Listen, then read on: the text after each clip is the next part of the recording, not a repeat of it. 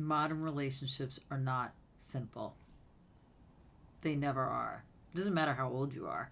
Obviously, if you're older, you have more experiences and extended families that come with you. But I wouldn't say that that makes it more complex. I mean, it's just the nature of the way. I think modern relationships are just complex by nature.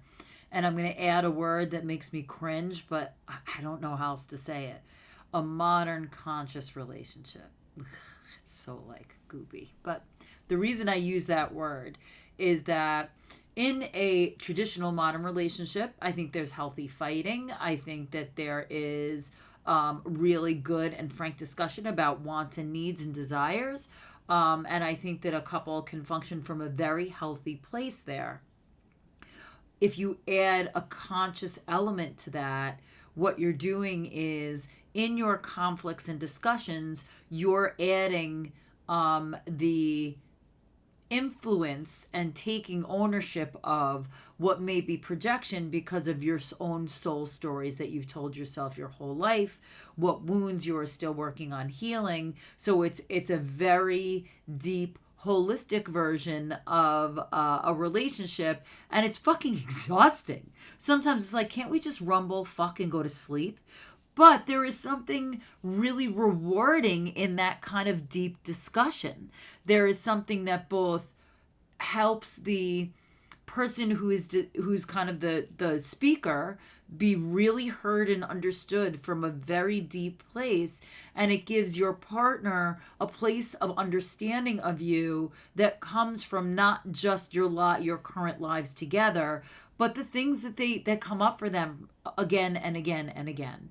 So although again I hate that title, it's not a it's a beautiful thing to be able to bring in and marry in with your relationship all of you, and owning the shadow that very often, without knowing, couples project onto each other.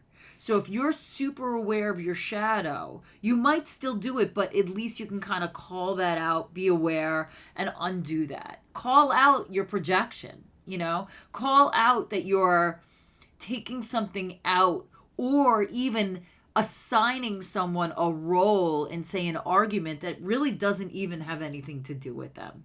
You've decided for them how they are reacting, and it doesn't necessarily have to do with what their actual position is.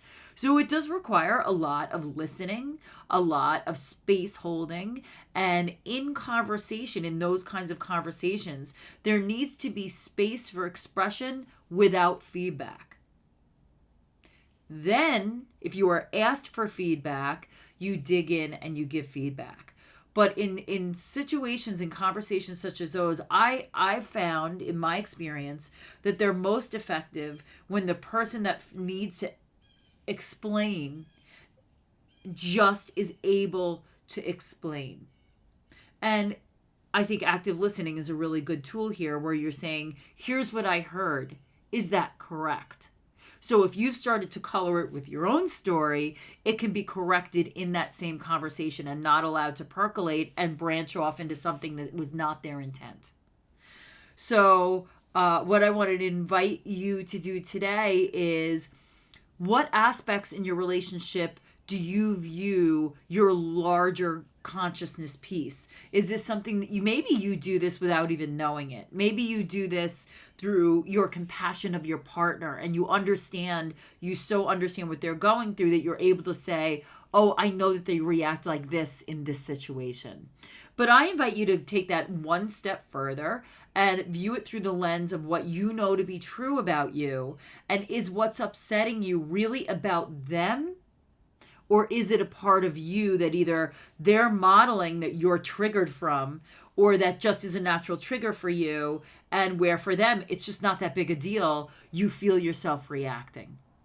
So that's what I offer you today in partnership as you move forward and discover more about each other. It doesn't matter how long you're together. There really is something always new to explore, especially as you're able to know yourself better and better. And that's what I leave you with today. And and I will see you tomorrow.